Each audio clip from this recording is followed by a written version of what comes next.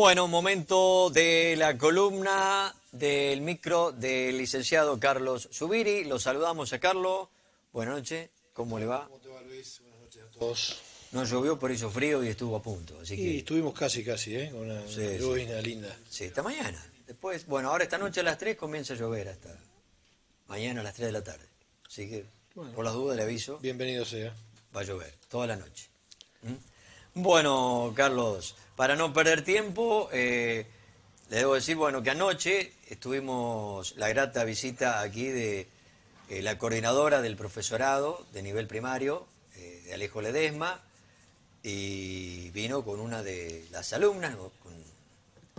Que explicaron cómo está el profesorado, realmente me agradó, me gustó muchísimo esto de que vayan docentes a aprender la docencia para el nivel primario, porque habíamos hecho notas hace unos años y no había más docentes, faltaban.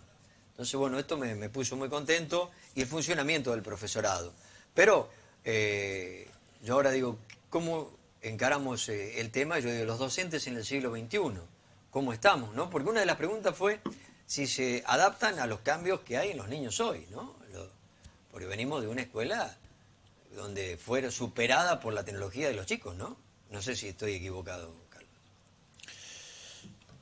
Bueno, abriste el tema sobre una situación que es que tiene una discusión compleja, un diagnóstico serio, grave, y, y todavía es una discusión que no se ha dado, ¿no? Porque en realidad estamos ya en los primeros 20 años del siglo XXI y se ha hecho muy poco por la educación, con valores en términos de desarrollo educativo que son alarmantes,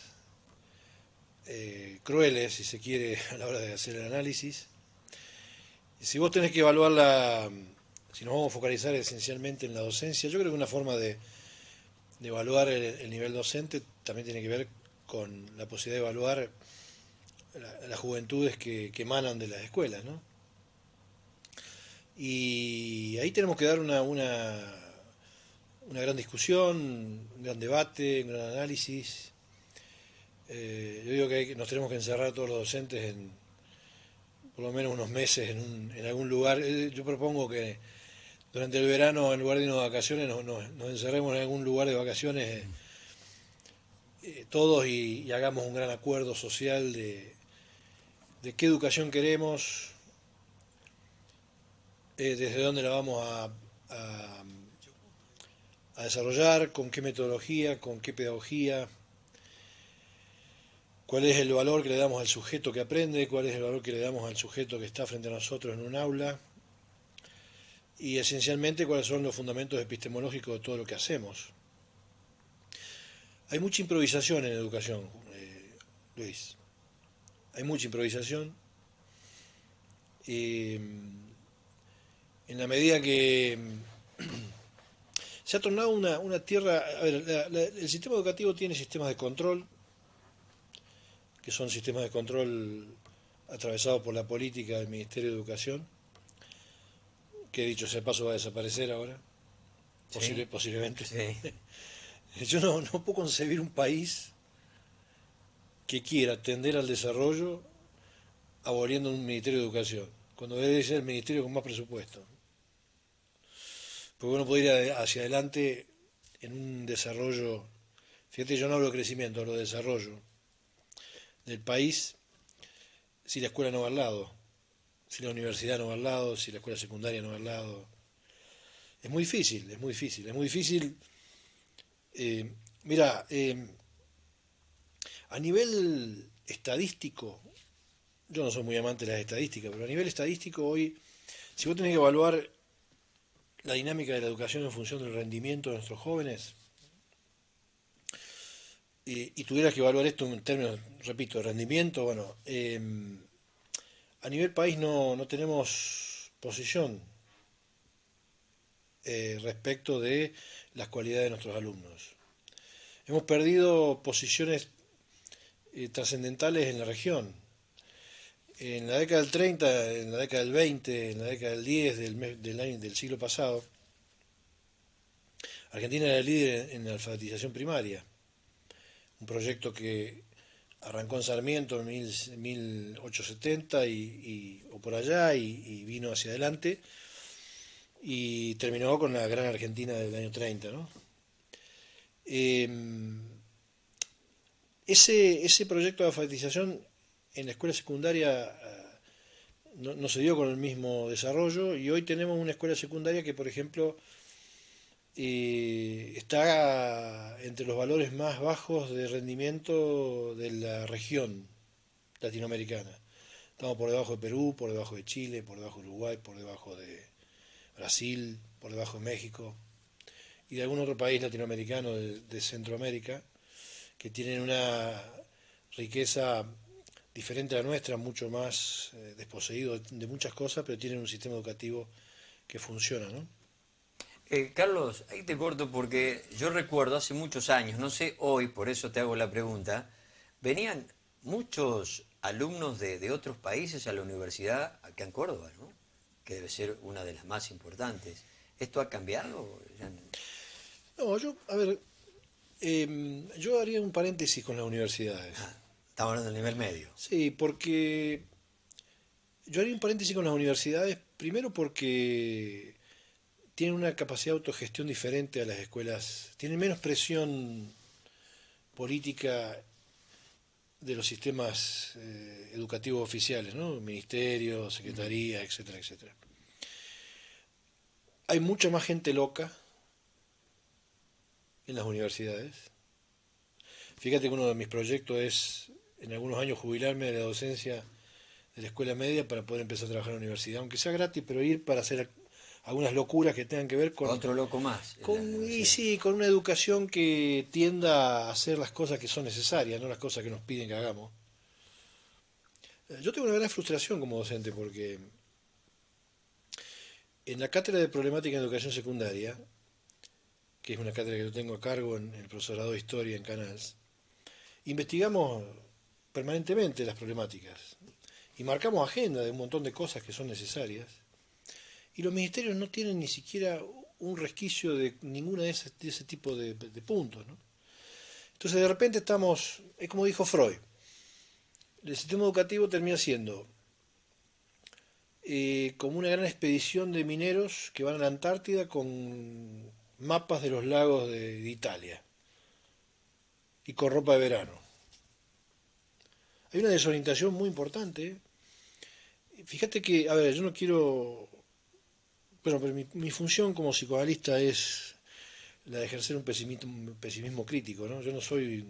A mí no me caben las euforias juveniles vamos todos para adelante juntos y con fuerza que vamos a triunfar, bueno, ese tipo de cosas. A mí no me gusta hacer las cosas sin pensar, no me gusta tomar decisiones que sean irracionales y hay una fuerte tendencia, por ejemplo, en la escuela secundaria a ver, hoy la escuela secundaria tiene como una ausencia de interpretación de qué es lo que necesita el joven. Hay un formato de la juventud actual y una dinámica de la juventud actual que hace unos días con vos acá hablábamos de la adolescencia, que hay que entender, hay que saberla, hay que conocerla para poder tener con claridad la sapiencia de entrar a un aula y poder interactuar con esos chicos desde un lugar que ya no es el que tradicionalmente teníamos. Hoy más que nunca no podemos confrontar desde la autoridad suprema del docente, tenemos que, fíjate, confrontarte, dije, tenemos que interactuar, hacer un juego de roles donde podamos interactuar con ellos desde una condición amorosa, afectiva y de identificación mutua, donde nos permitan entrar a su tribu y donde desde la tribu podamos ser uno más, donde como coordinando un poco podamos llegar adelante o llevar adelante algún conocimiento o alguna empresa de interés general que puede ser lo que esté dentro de lo que podemos plantear en una currícula. Vos planteás, por ejemplo, que ya no está más el autoritarismo de decir estudia esto y el chico lo va a estudiar. esto tenés que hacerlo, te tomo No, una no, lección, te tomo una sí, prueba sin aviso. mayoritariamente el conductismo sigue estando en las escuelas. Lo que pasa es que ya no tiene efecto. Los chicos sí, nadie aprende por imposición. Nadie aprende por imposición. Vos te acercás a mí con algún rasgo de imposición y yo voy a hacer que te escucho, pero no te voy a escuchar. Porque es una falta de autoridad, una falta de respeto. El proceso educativo lo tenemos que entender como una relación humana. Y una relación humana, antes de llegar al proceso de conocimiento, es una relación de respeto y una relación afectiva, amorosa. Castoriadis dice que si no recuperamos el amor por el saber y el amor por el otro, no vamos a poder educar a nadie. Galeano dice que cada vez que el sistema educativo dice vamos a educar, se asusta, porque educar es un sinónimo de imposición de currículas o de agendas que están delimitadas, vaya a saber en qué en qué situación trasnochada, por gente que no está cada vez más lejos del aula y que no interpreta lo que en realidad pasa dentro de un aula, ¿no? Tenemos sociedades muy complejas, tenemos juventudes muy complejas, y tenemos infancias muy complejas, y tenemos una creciente tendencia a, hoy lo hablaba con los chicos en el colegio, a mirar la vida desde los espacios continentales. En términos epistemológicos esto significa eh, no andar por los bordes, no andar por los contornos donde la cosa se juega, ¿no? Todo el mundo se lleva... A ver, vos imaginate que hay un tsunami en la costa de Argentina y todo el mundo se viene a Córdoba, cerca de la sierra, a hablar del tsunami. Ahí vamos a tener todo un esquema conceptual de mucha seguridad, de mucho conservadurismo, de mucha locuacidad para explicar qué pasa. Ahora, son pocos los que se animan a andar en los bordes del país donde está el agua golpeando, ¿no?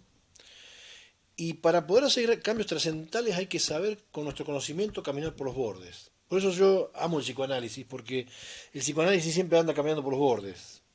Anda caminando por allá donde nadie camina, anda caminando por allá donde nadie conceptualiza, toma las cosas de la realidad desde un lugar que intenta la transformación, la modificación, eh, la superación, la subjetivación, que tiene que ver con lograr el máximo potencial del ser humano.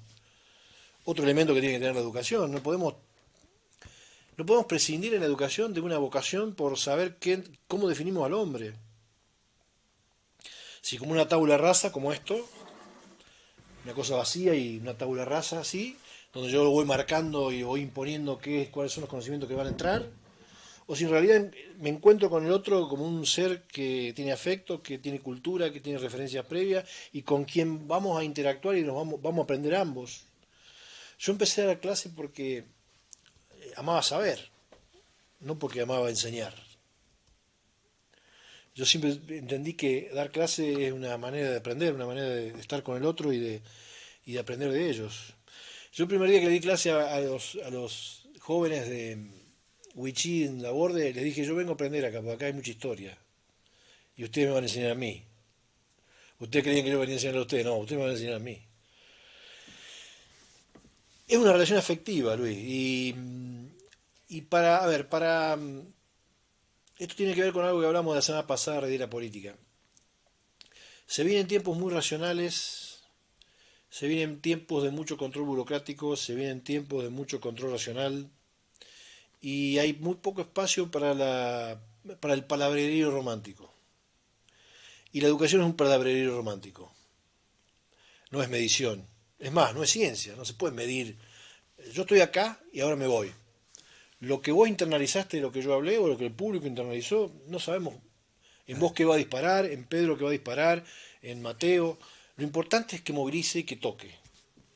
Entonces, la pedagogía no es una forma de medición, no es una métrica, no es una ciencia, porque no puede predecir qué va a pasar en el otro. Ahora, esa incertidumbre que genera es digamos, el jugo sagrado que tiene la educación, ¿eh? El hecho de saber que uno conmueve.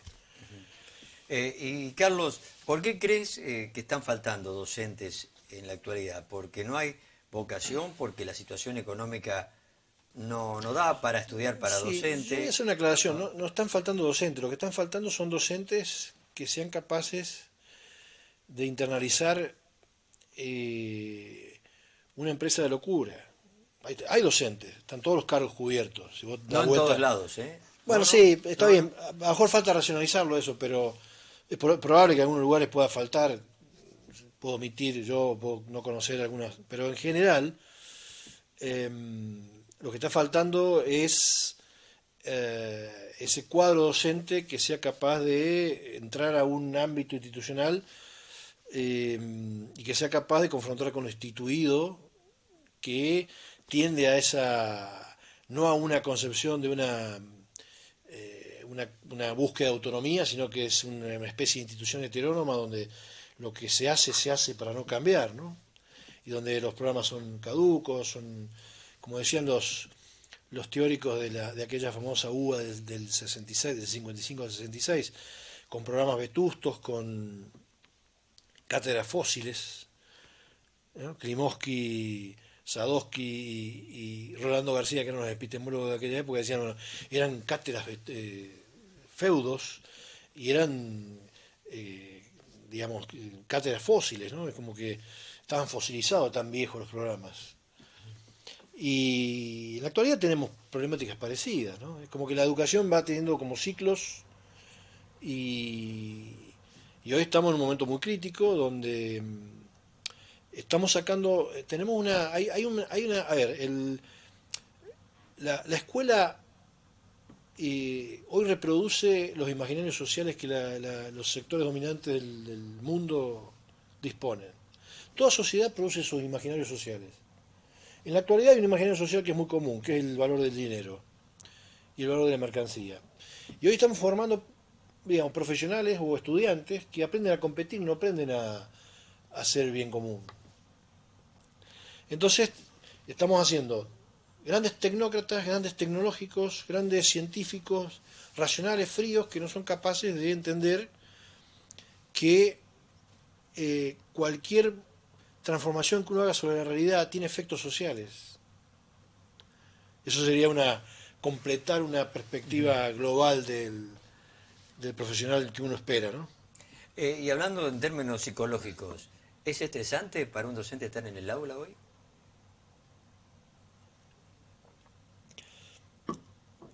Y hay mucho estrés en la escuela. A ver, no es estresante estar en el aula, es estresante no He poder. hablado con varios Sí, docentes es que... estresante no poder interpretar qué es lo que los chicos quieren y cómo, sin perder especificidad ni rigurosidad científica, poder interactuar con ellos desde un lugar donde haya una especie de negociación entre ellos y uno, ¿no? Pero más allá de eso, supongamos que el docente sabe todo eso que vos decís. ¿Los chicos no han cambiado? ¿No es otra Hay muy poca vocación por saber. Baruti decía, si vas a hacer cambios en educación, me dijo una vez a mí, tenés que estar loco. Si no, no hagas nada. Y si vas a armar un equipo para esos cambios, trata de que haya muchos locos.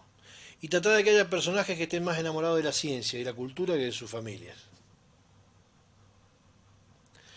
Hoy no hay pasión por el saber. La gente tiene resistencia a saber. La gente no quiere la verdad, Luis. Aquella verdad que no es una verdad absoluta, que es una verdad provisoria, típicamente de un pensamiento que está en búsqueda permanente, pero que es una verdad que en la medida que se va dinamizando, nos va dando siempre mayor marco de referencia para poder observar las cosas.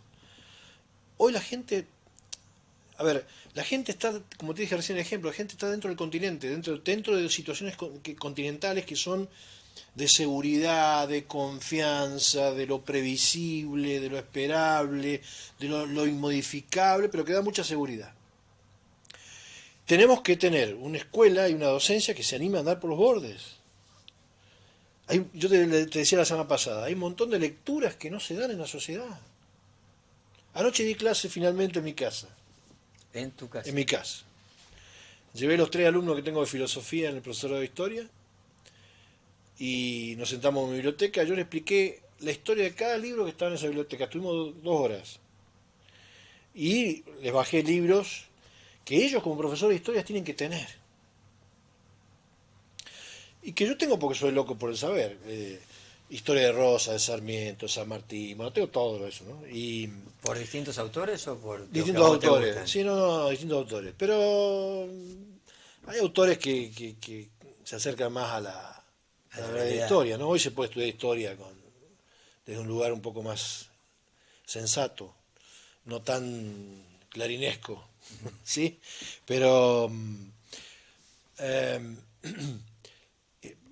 todos los libros de filosofía que habría que leer, todos los libros de filosofía moderna, toda la experiencia de Bauman, la experiencia de Foucault, la experiencia de Castoriadis y todos estos filósofos modernos, que si vos leés 4 o 5 libros de ellos, quedás acomodadito distinto, o sea, porque Eso, Castoriadis murió en el 22, ¿no? no, no, nació en el 22 Ah, nació en el y 22, murió en el 97. en el 97. Vivió, Ahora, estuve leyendo algo tiene de él. mucha capacidad, ¿viste? Te estoy haciendo leer. Sí.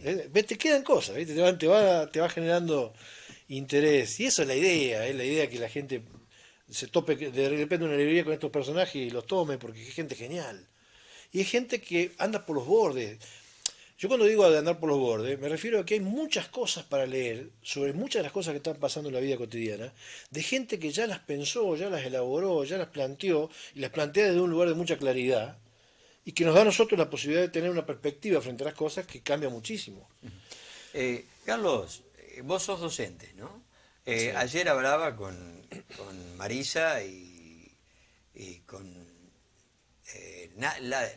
Laila, creo que es, si no me equivoco, Pedro. Eh, y todas mujeres van al profesorado. ¿No hay hombres para ser docente? ¿Hay algo psicológico o el hombre no le interesa ser docente? De primario estamos hablando, ¿no? Esto es nivel primario.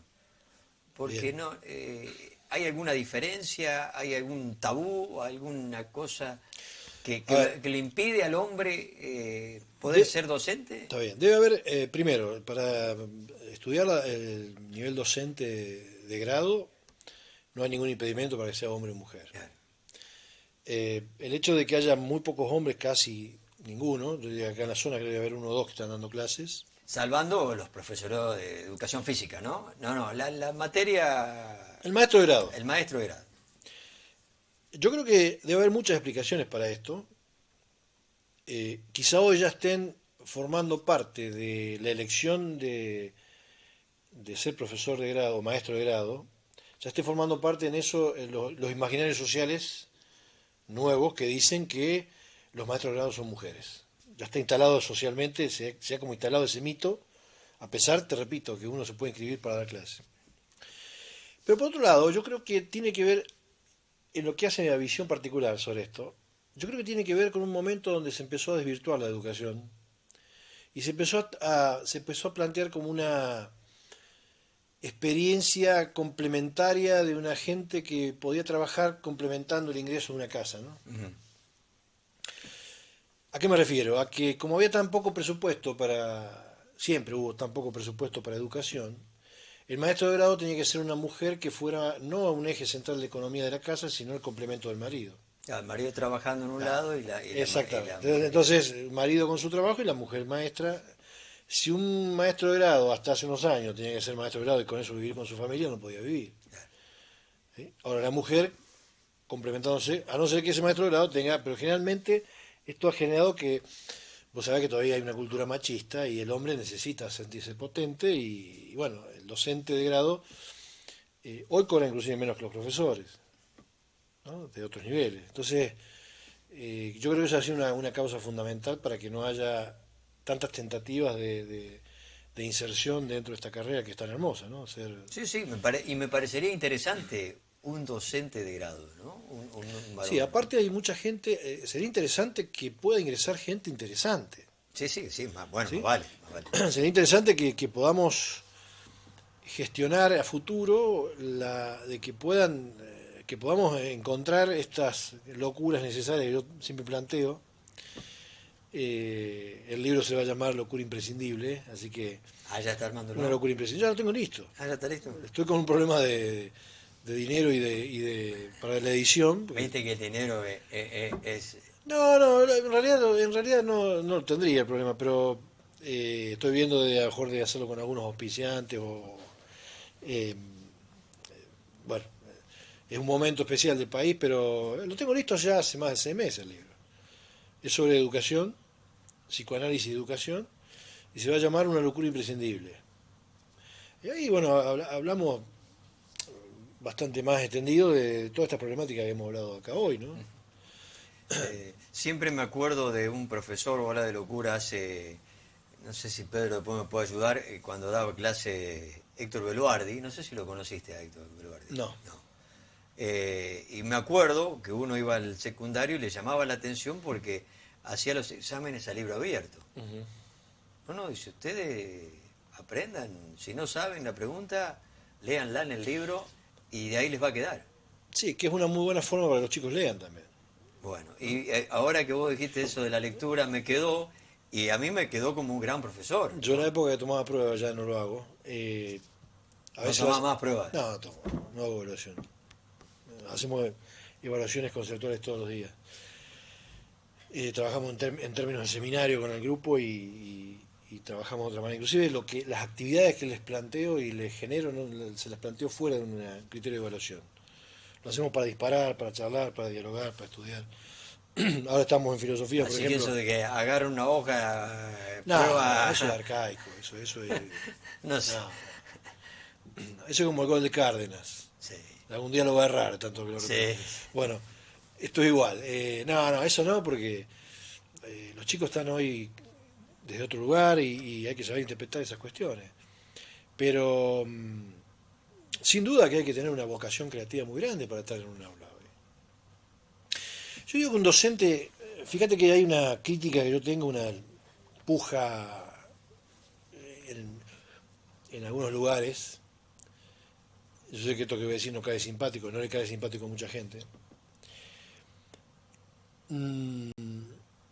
Yo entro a dar clases generalmente en el profesorado de historia en un contexto donde los alumnos están generalmente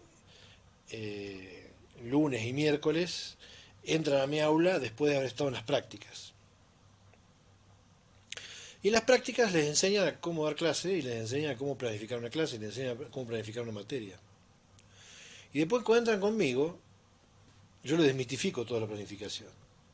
Yo siempre digo que un docente que tiene que planificar su clase es un docente que no tiene recursos plásticos para poder resolver mentalmente situaciones en el momento, porque vos entras a un aula y te encontrás con un problema por ahí. Y todo lo que vos traías bosquejado para una planificación, para dar, yo sé. ¿Pero va a hablar de improvisación, Carlos? No, pero no es improvisación. No, Yo no por tengo. eso. Yo llego dentro con 30 años de experiencia y Dale. leyendo todos los días, es más, hasta una media hora Lo antes. mismo me pasa a mí acá.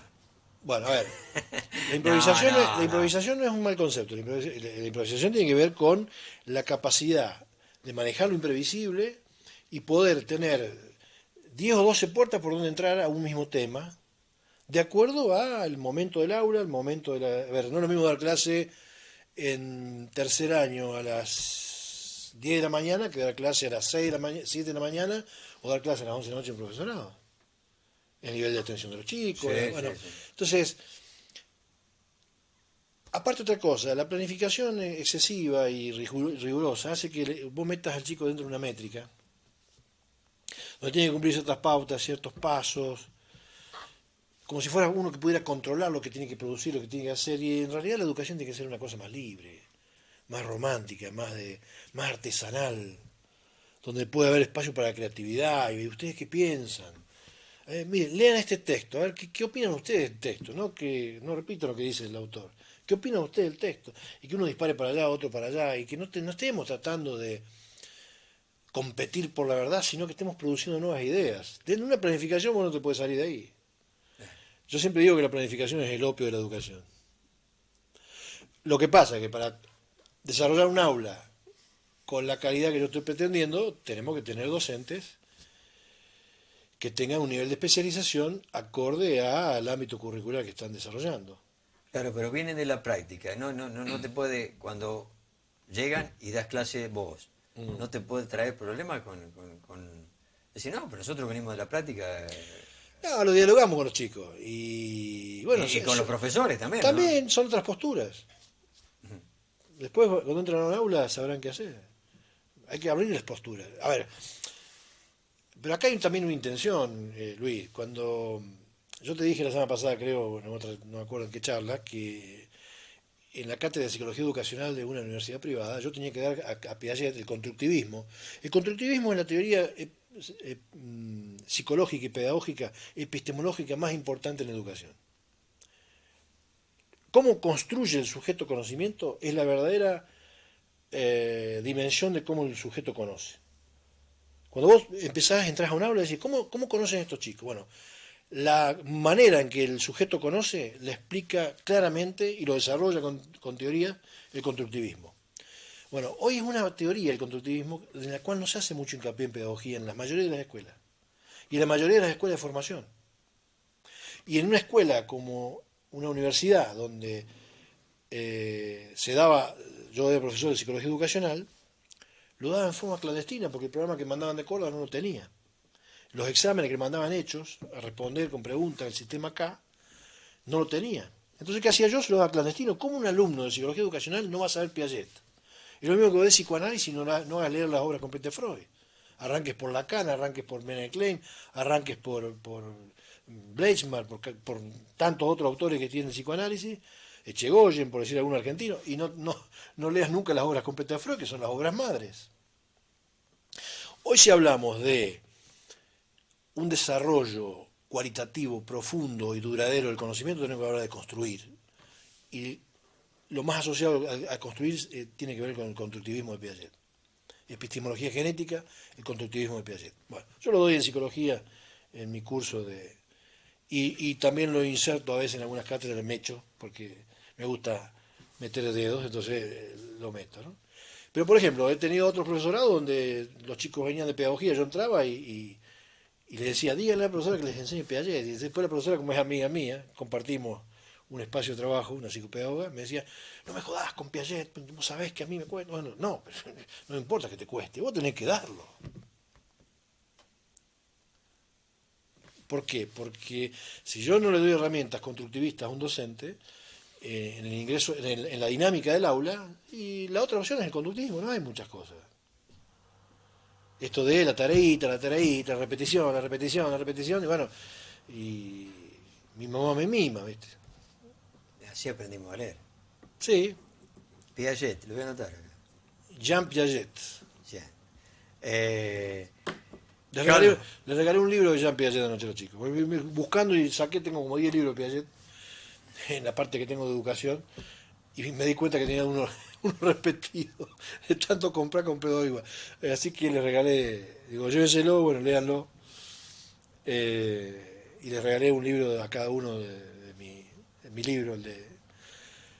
A ver, esto que hicimos anoche fue algo hermoso, porque fue una locura.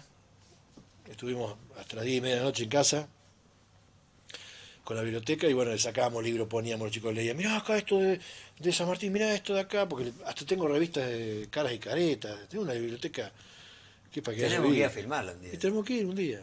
Hacer Y yo el, te voy a explicar lo mismo que los chicos, ¿no? hacer el micro ya. Eh, sí, por ejemplo, de psicoanálisis hoy y de filosofía, no sé qué puedo comprar. Ya está todo. Sí, tengo. Sí, aparecen cositas que las voy comprando, yo me voy actualizando, pero. Y bueno, a ver, yo me debo a mucha gente, yo tengo mucha responsabilidad, Luis. Tengo 40 personas por semana que dependen de mí, que necesitan de que yo tenga calidad humana y profesional, y después tengo una cantidad de alumnos que necesita que yo entre con seriedad a esa aula a producir cambios con ellos. Hoy es el día del lector, Hoy es el director. así que buen momento como para ponerle fichas a la lectura, ¿no? Hoy es un día, mira, es el día del lector y vaya la ironía. Es uno de los pocos días en los últimos 15 días que he leído tan poco. Hoy he leído poco. He estado muy ocupado, he tenido algunos problemas de consultorio que han insumido de mí un tiempo extra y bueno, he tenido poco Pero el tiempo trabajo, para... por trabajo. Sí, por supuesto, pero... Y Lo que de pasa es que vos sabés que Borges, que es el día del lector hoy, ¿qué decís? yo ando con una biblioteca Ah, ambulante. ambulante. ¿Eh? ¿A Borges lo leíste? He leído algunas cosas de Borges, no mucho. No soy muy amante de la literatura de poesía y de... Bueno, pero ahí me gusta mucho escuchar entrevistas de Borges. Me gusta la parte sarcástica de Borges. Me gusta esa ironía que tiene, tipo socrática, cuando dice las cosas. Es mucho conocimiento, ¿no? Sí, sí, sí, sí. Me gusta, a Hay mí me gusta mucho los autores que me dejan cosas filosóficas, aunque no sean filósofos. una nota, recuerdo hace muchos años que le hizo Antonio Carrizo, el conductor de radio, ¿no? Muy buena. Así que bueno, Carlos, espero que esto sirva, que los docentes, bueno, tomen nota y a lo mejor algunos van a estar conformes, otros se van a quejar por lo que decís o no van a estar de acuerdo, pero Ah, pero eh, esto es básicamente, yo creo que los docentes lo sabemos, esto. No estoy diciendo nada que no se conozca. Por ahí uno, yo he sido un personaje raro toda mi vida, siempre he ido contra la corriente y siempre he ido contra el establishment conservador. El conocimiento tiene que romper barreras y no se puede ser conservador. Entonces también creo que hay un perfil docente, no cualquiera puede ser docente. bueno, eso te decía yo del estrés, de Y lo que esto he causa. tenido grandes discusiones por este tema, pero yo creo que claramente que no es lo mismo estar en una clase con fulano que con mengano. Esto es una realidad. Sí, Lo que pasa es que yo soy parte de una época muy, muy especial. La década del 80 para estudiar en la universidad fue una época hermosísima, de mucha locura, y donde hubo gente muy interesante, que a nosotros nos generó un interés superlativo y nos generó esta pasión que llevamos. Yo no hago nada en salud y en educación que no me apasione. No hago nada. Por eso a veces uno se estresa un poco cuando hay medidas arbitrarias que tienen que ver con las gestiones burocráticas del Estado, que quieren trabar la naturaleza de la dinámica romántica de un aula, ¿no? Yo no puede ser que a esta altura de mi, que ya estoy más cerca de la jubilación que de otra cosa, todavía tengo que explicar qué significa en la metodología un seminario.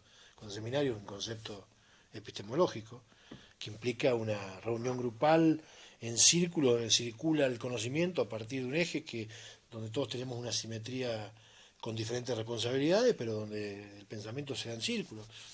Y todavía tengo que explicarle a algunos, ¿por qué pusiste seminario? Siglo XX, año 22, ¿no? 23, siglo XXI. siglo XXI, perdón. Eh, También el 20 lo explicaba, ¿no? Carlos, muchas gracias. Un gusto. Vamos a la pausa, Pedro, que espero que a la gente le haya quedado algo. Lo que veo, no hemos tenido todavía la oportunidad de preguntas a Carlos. Me interesa que en el próximo programa haya alguna pregunta de interés para que él la responda. Así que gracias, pausa y ya venimos.